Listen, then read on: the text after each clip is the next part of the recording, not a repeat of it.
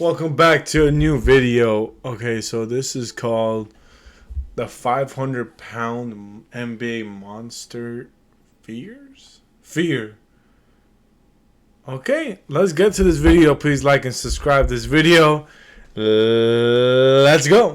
This is the biggest guy the world has ever seen touch a basketball. Is it even legal for this dude to be 6'10", 500 pounds and play basketball? This is a man so powerful even LeBron would be afraid. Moving around the court like Steph, with handles like Iris. To be honest, I've never seen anything like Troy Escalade Jackson. Oh, it's Escalade. Oh, damn. Escalade. You've probably never heard of Troy. You've definitely heard of his older brother, Mark Jackson. What? NBA star and current. That's his brother? Commentator. How is it at 6'1" Mark was able to make it to the league, but not Troy? And that's just the first question that popped into my head. How does someone even get to 500 pounds? And then stay not just mobile, but be also incredibly athletic? That's How cool. do you function in society? Cadillac. Like, what kind of toilet does this dude sit on? Troy Escalade Jackson is one of the most fascinating people in all of sports history. And it's time we answer all of these questions. That's cool. And more. Troy was always destined for the NBA. Falling in love with basketball at around 10 years old. He practiced and played day and night at Rucker Park in Harlem. And while he was just a chunky kid having fun playing ball, his brother Mark was well on his way to the NBA. In fact, when Troy was just 14 years old, their family hit the lottery when Mark was drafted 18th in the 1987 NBA draft. Yeah. Changing Troy's life in the direction it was headed. Imagine being a 14-year-old with a brother in the NBA. How many big That's cool. Because Troy started ordering a lot. At this point, Troy was already a pretty spoiled kid, being the youngest of 6 siblings. But now with a brother in the NBA making millions, a lot of the motivation Troy had was gone. His family already made it, and he was practically set for life. So instead of focusing on getting in shape, preparing for the NBA, scouting out colleges, or even pestering his older brother for NBA advice, Troy decided he'd rather put on a show down at Rucker Park. And that's exactly what he did. Damn. Oh, he can dunk that ball. Woo!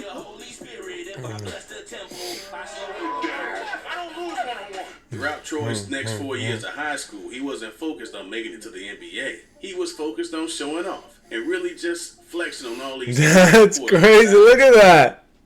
By his senior year, Woo! approximately 1,000 Big Macs later, Troy hit his peak size, standing at 6'10" and weighing 500 pounds. What? Although Troy really had put no focus into making it to the NBA, his size alone had attracted scouts to come watch him play. Damn. Not in your typical high school games, but down at Rucker Park. Being 6'10", 500 pounds doesn't leave you with a lot of options. It's not like Troy could go work in an office job in a cubicle. He couldn't even walk through the door. So when he was offered a full ride scholarship to Wallace Community College in Selma, Alabama, Damn. he felt like he had to take it. What else could he do other than make it to the NBA?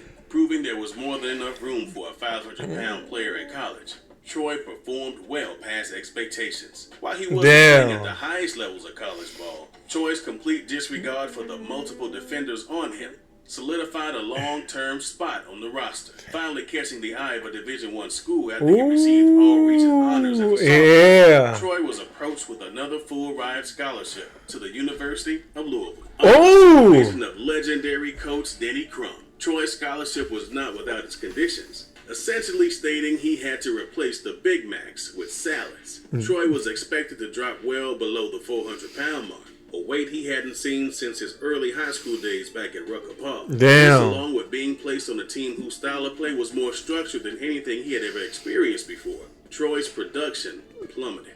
No longer having extra weight to put to use, he was now a big man on a roster who frankly saw him as a freak. Playing 20 games over his 2-year stint at Louisville, the only thing Troy gained from his experience was a bachelor's degree in communications. Hey, that's good actually. He had a bachelor's degree. Depressed and down on his luck. Oh no. Troy turned to the one thing he loved more than being at Rucker Park. His love for the McDonald's Big Mac. Big Macs? What? To the same McDonald's he had gone to as a kid in Harlem.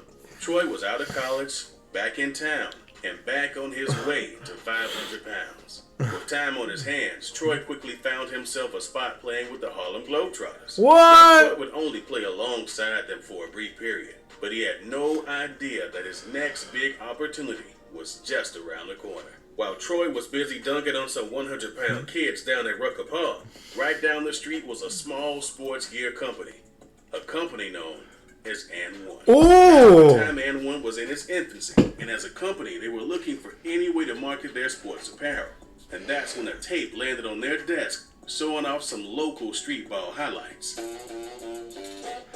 Is that Professor? That was. Ooh, that's Professor, right? That's Bone. Ooh. Ooh. Realizing the unlimited potential in New York's forgotten street ball legends, N1 became known across New York not for their appeal, but for the street ball tapes. Starting out as a gimmicky tape, N1 Mixtape Volume 1 was given out if you bought $100 of apparel. And people were quick to line up and down the street like this tape was a new Supreme drop. N1 immediately realized they had struck gold here, organizing an N1 tour that promoted the company's image. That's cool. Establishing rosters by season like any other formal league would. N1 broke into significance after scoring airtime on ESPN in the early 2000s. Oh. It just so happened to be the time Troy Escalade Jackson jumped on the scene, making a crater-like impact that rose N1 to national recognition. Troy's instant popularity amongst fans as the lovable giant made him a staple of the league's subsequent tours. Joining up with the team the same year as ball handling legend and now YouTuber, The Professor. Oh! Found an unlikely friend in the 5'10", 150-pound point guard. What? His presence, N1 quickly started expanding from New York to Miami, Philly, DC, and eventually across the nation. Damn. N1's success is almost exclusively owed to the 500-pound ball handling monster. Ah! And just like that, N1 took the nation by storm, selling out arenas. Thousands of fans lined up eagerly to see just how Escalade could move up and down the court like a Ferrari. Reaching an all-time peak in popularity in 2005, Troy had done the impossible when he and the Professor made the cover of Sports Illustrated. Ooh, that's cool, man. Cover that historically was reserved for only the most legendary athletes was now dominated. Oh, that's cool. Strictly off of Big Macs. As the biggest recorded player in history to pick up a basketball, Troy was easy to spot, and he impressed all who saw him. But as the years would go on, Troy became caught up in the image he had created for himself, the lovable giant. I mean, just to put his popularity in perspective, this is a guy who was more well-known playing in a discount league than actual NBA players. Troy could walk into any club in the country and get VIP treatment, literally, while guys playing for legit NBA teams would go unnoticed. His size, his ability, his personality. I feel like that's the reason too. Fan favorite he was. Oh, Everything wow. that made him so great also led to his biggest tragedy. Despite his talent, there was no escaping the inevitable. Growing older in age, Troy's weight issues came knocking. Of all his teammates, it would be the Professor that had noticed Troy's weight was no longer helping him in the same way it used to. Instead, it was now slowing him down. Worried about how Troy's weight was affecting his performance and ability to play throughout the season, the Professor tried nudging Troy into a healthier lifestyle. Failing to keep the weight off that he would lose during the summer, the Professor went to his brother Mark for help. Having always known Troy as the biggest kid in town, Mark wasn't surprised. Agreeing that Escalade was just always going to be Escalade. Yeah. The two decided to just accept the fact that Troy just wasn't interested in losing weight. And how could he be? Troy's entire success story gravitated around the To fact be a big. he was such a great baller at his weight, doing things no one thought possible. Placed in a position to double down and continue his career at his weight, or listen to his body at the risk of losing it all. Yeah, that's Troy true. made the decision many of us would. After years of abuse, his body had finally reached a breaking point. In 2011, while in the middle of promoting an upcoming street ball tour, Troy unexpectedly died in his sleep at the age of 38. Having just passed his physical to play with the Ball Up tour, Troy's death came as a huge surprise to everyone but himself. Diagnosed with hypertensive heart disease, Troy's inability to lose the weight when he needed to had come full circle. And just like that, the sports world lost one of its most fascinating characters, redefining what it meant to be a sports entertainer. Troy's That's impact crazy, on man. Basketball was one that will never be forgotten. No, He was not. Everybody will talk about Escalade, Jackson, Escalade. But at the end of the day, oh my gosh, poor tragedy, man. He loved until the day he died, being the lovable giant that really just wanted to entertain. If you've enjoyed this video, man, R.I.P. to Escalade, but you know what? He's right. He didn't want to lose the weight because that was his image. And when you saw him play in in college, he still wasn't the same. So he's like, well, I gotta do what I have to do, and then he had a heart attack. I mean, but he was entertaining.